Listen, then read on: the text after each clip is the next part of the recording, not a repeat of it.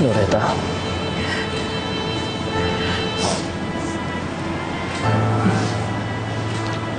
Condolence. Nahuli na yung driver na nakasagasa kay Andrew.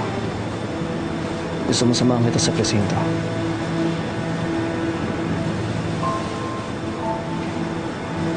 Hindi na. Malinaw sa akin kung sino pumatay sa asawa ko.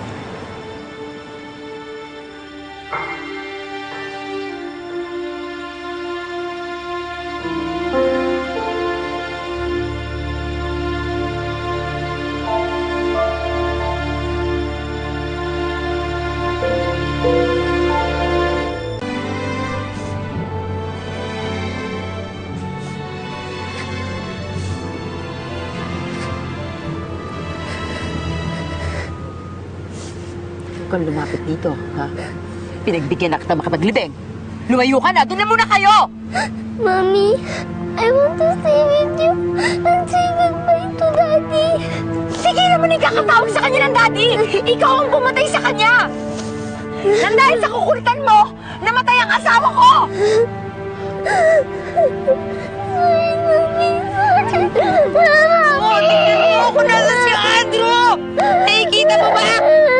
Ikaw ang naglagay sa kanya dyan! Dapat ikaw na lang yung namatay! Dapat ikaw na lang!